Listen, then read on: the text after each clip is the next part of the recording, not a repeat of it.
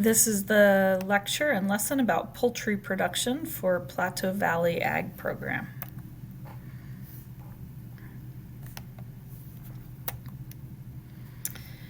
The poultry industry really is made up of two major sections. The first section is called broiler production, and this is the use of chickens for the production of meat. Most broiler production could include whole carcasses, as well as parting out those carcasses into wholesale cuts. Broiler production has always existed in the U.S. because poultry has long been a nutritious protein source, but it has ebbed and flowed over the years. In the very early days, it was very common for homesteaders to raise what we call dual-purpose chickens, where they would harvest the males for broiler production and keep the females for layers. But as we've learned some about genetics, we've been able to change broiler breeds to be more efficient and more muscular. And so the majority of the industry now is what we call a hatch to harvest system, and it only takes about 8 weeks. This is an interesting and important efficiency in the industry because it means that we can produce more high quality protein in less time. For example, if you're raising beef, that time to raise an animal from birth to harvest is probably 18 months. Whereas if you are raising broiler chickens, it's more like 8 to 10 weeks. So that's an important thing to note. Broiler production exists all over in the United States, but the highest production amounts actually exist in the southern states of Georgia, Alabama, and Arkansas. We see that number 4 and number 5 are North Carolina and Mississippi, and one of the things that's common amongst all of these states is that we have semi-mild weather, so that we're spending less energy and money in heating and cooling those facilities. A lot of broiler production in this day and age is done indoors. The pros of that system include protecting them from predators, having a temperature-controlled system, having food and water always available, those kinds of things. The downfalls to those systems include that we have concentrated waste that has to be treated carefully and disposed of properly, and also that we have to be very careful about the health of those animals because they're in close quarters. If there is illness that spreads through something like avian influenza, it spreads very quickly. These are some pictures of broiler production. You can see that when the chicks are very tiny, they still have food and water available at all times, and there are 2 pipes running through the picture in the very bottom left-hand corner. The little white caged things are the feeders, and baby chicks are really funny about they get in with their feed all the time. You almost can't keep them out. But then the pipe behind it is a really state-of-the-art genius system where water drips out of that pipe into the little cup, and you can lower and raise those cups to be the right height for baby chicks. It also means that they always have clean water. As those chicks grow, as you look at the pictures around, you can see them in different stages, and so they can adjust the feeders and waters to meet their needs. They can roam all around. In the bottom right-hand corner, you see a much smaller production facility, maybe a farm or ranch, in which they're just raising a few head of those broiler chicks. These are what we would call the primal cuts, or the wholesale cuts of a chicken. And if you shop at the grocery store, you probably notice that you can buy bags of just those cuts. So this is very different than, say, the beef industry. But when you buy a bag of drumsticks at City Market, you might be eating drumsticks off of, say, a dozen different birds. So it's pretty common in the poultry industry that we harvest the animals and that we sell those meat cuts in bulk because they're all fixed in different ways. So maybe your family is fixing a meal where they need chicken breast meat, they might buy a bag of just chicken breasts instead of the whole chicken. There are obviously still whole chickens available, but it depends on who's cooking them and how they prefer to cook them as to how useful they are. The second big component of the poultry industry is egg production. Egg production exists primarily in Iowa, Indiana, and Ohio. In fact, with those 3 states alone, that's a third of the production in the U.S. So there are some big egg production facilities there. Egg production uses chickens mainly of Leghorn or Leghorn crossbreeds for the production of eggs. It can include, though, any breed of chicken. The most common eggs in the grocery stores are the white ones. For a long time, that was a personal preference. There is no nutritional difference between white and brown eggs, but everybody has different opinions about how that should look. So for many people's lives, white eggs have been the preference. In egg production, the hen is kept in production for multiple years. The management of that hen's nutrition is done very meticulously. And then there are some issues that those facilities work through, like molting, which is a time where a hen stops producing eggs in order to replenish her own nutrients. We see egg production facilities deal with some things like beak injuries when chickens are turned in together, so sometimes the tips are cut off their beaks. Some of those actions are pretty highly controversial based off the welfare of the animal, and we're going to talk through them just a little bit later. These are all pictures of different egg production facilities, and I want to spend just a little bit of time describing them. Starting in the top left-hand corner, and actually the bottom left-hand corner as well. These are both pictures of what we would call commercial facilities. And many times commercial facilities are indoors. They are in larger air temperature controlled places. The hens have feed and water available to them at all times.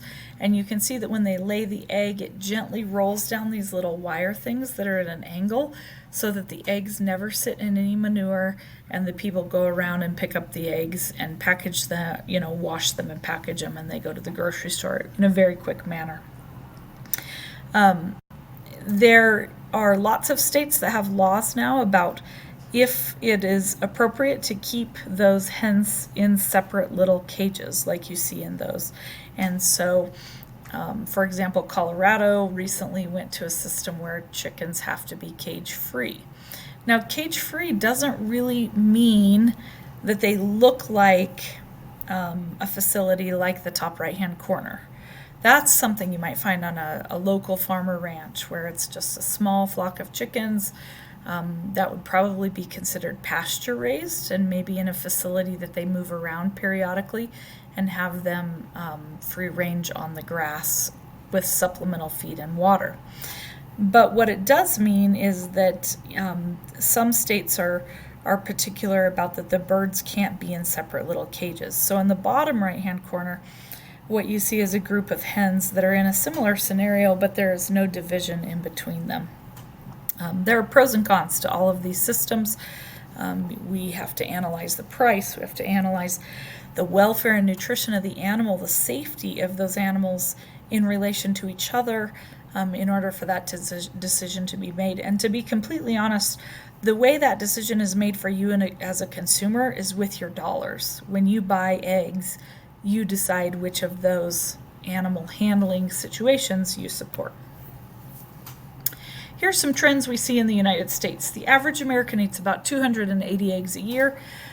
This is actually on the rise. So while some protein sources are seeing decline, the American egg industry is seeing an incline.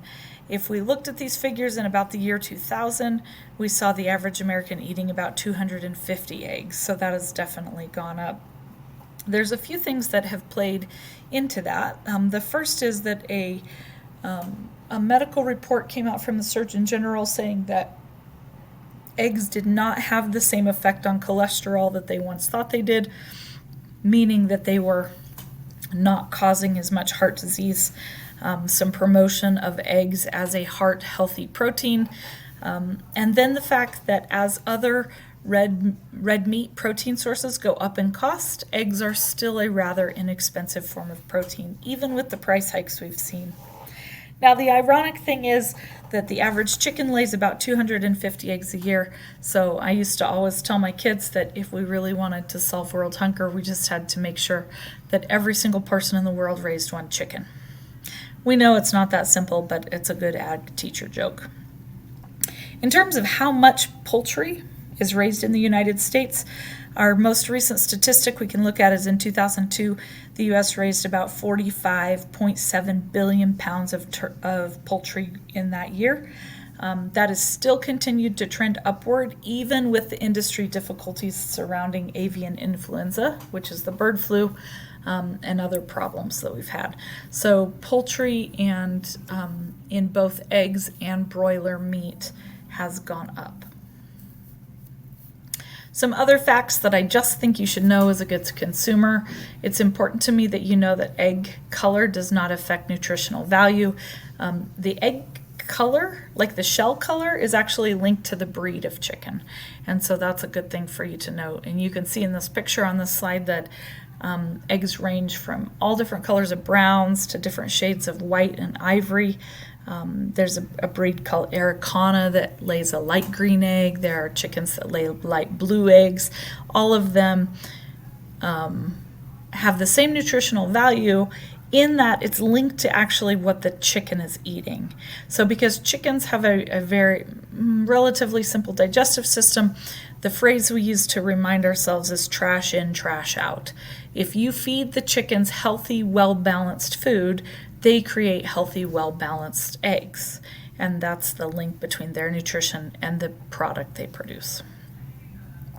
The price of eggs is very highly affected by the method of raising chickens. And we spoke about this a couple of slides ago, but we know that the least expensive eggs you buy are typically raised conventionally. So that's going to be chickens in very small cages, without a lot of room to explore what they would call natural traits or natural habits that a bird would have. You then will see some egg cartons labeled cage-free.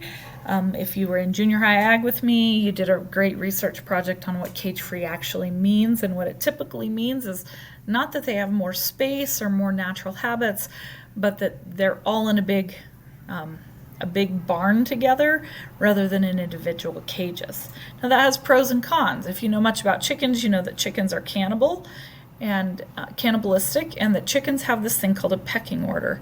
And so if you have chickens not separated by cages, sometimes you have to manage those behaviors so they don't hurt each other. For example, if a chicken has an injury and it's kind of low on the totem pole, like the social structure within that flock, other chickens will actually peck at it and hurt it more. So it does take a little bit more monitoring. We see everything other than conventional, we see the price of those eggs go up primarily because the more intensive production methods, the more human contact that's required, the more space, all of that has to be transferred to the consumer. So we know that cage-free doesn't necessarily mean they're like roaming on a farm with a rainbow on the background, but instead that they have more room to move freely, but are still usually in an indoor area with many other chickens. We then go into a couple of different designations. One is organic. Organic is typically governed by the set of rules that come with that little green and white organic USDA seal. They're very precisely designated down to like how much square footage you should have per bird, what types of feed can and can't be fed, which medicines can be given. And so people who are really concerned about what those inputs look like really appreciate knowing those particularities about the eggs. And then we have this designation called pasture raised, and those are typically going to be chickens that are free ranging, maybe on small farms and ranches. If you're buying eggs from your neighbor and they just lock their chickens up at night so the coyotes don't eat them, those are probably pasture raised eggs. Now, at every level, things are a little different. If you're buying eggs from your neighbor, there's potentially less protections, if you will, from foodborne illnesses like salmonella. However, they are closer to a natural state. And so it just depends on what you as a consumer want. I also want to remind you that Colorado law changed actually on January 1st of 2025 to talk about cage-free hens in Colorado, saying that we could no longer have conventional egg production. So that means hens have to be in a cage-free system. There are minimum space requirements, and that space requirement is about 1.5 square feet per hen, and 1 square foot if there's vertical space available. Believe it or not, some of these requirements actually even pertain to backyard chickens, and especially if you live inside town limits of a town, there is typically some local ordinances that determine how many chickens you can have in what space. Now, as you flip your note sheet over, we're going to go through what I consider 5 important chicken breeds for you to know and understand. The first is going to be white Cornish. A white Cornish chicken originated in England. They are the most popular of the meat broiler chickens because they put on muscle and gain weight very quickly. They are usually kind of white and fluffy, but they do kind of have some red around their eyes. The next one would be a leghorn. My favorite way to remember this is by a cartoon I watched when I was a kid that had this huge chicken in it called Foghorn Leghorn, and he always hung around with this big white sheepdog, and it was funny to me because the chicken was like the same size as the sheepdog. Well, that was to make fun of the fact that leghorn chickens typically are very big, like up to 2 or 3 feet high in some portions of the breed. They originated in northern Italy. The ones we see here in America are typically all white with a red face and long tail feathers, but truly within the leghorn breed, there's actually quite a lot of different varieties of color. The Rhode Island Redbird is one of the most important dual purpose. Now, let me back up here just a little bit. White Cornish is a broiler or a meat chicken breed. Leghorns are primarily known for layers. But the Rhode Island Red chicken is what we call a dual purpose breed. So they originated in the New England area, actually around what is now Rhode Island. And they and a few other breeds were raised very commonly by the early pilgrims. They created and bred these chickens so that they would have a breed that is good for both meat and eggs because they needed both. So they grow very quickly, they put on a lot of muscle, they also are very prolific egg layers. Within the Rhode Island breed set, there's multiple different colors. Rhode Island Reds typically range from this pretty red color to like kind of a deep red to blackish color. Very closely related is the Plymouth Rock. It also originated in America, but it has this black and white zebra-like print. It is a dual-purpose breed as well. If you are a little kid trying to have a chicken be your friend, I highly recommend that you tame down a Rhode Island Red or a Plymouth Rock, or the one that I personally think is the most favorite. Sorry, I don't know where my text went on this slide, but what is called a Buff Orpington. Buff Orpingtons are a very big, docile breed. They're very fluffy. They are also a dual-purpose breed, but in this day and age, they're primarily used as layers. They're a chicken that's very broody, and broody means that they tend to want to lay eggs and lay on them to hatch them into chicks. And so people appreciate that because then their chicken flock grows. So as you finish up taking notes on the Buff Orpington breed and as well as the others, you'll turn to the final page of your notes and cut out the little pictures and paste them beside those so that you remember what they look like in order to take our final animal science quiz. So I hope this answers all your questions about chickens, and if not, we'll talk in a day or two so we can do that. Have a great day. Bye.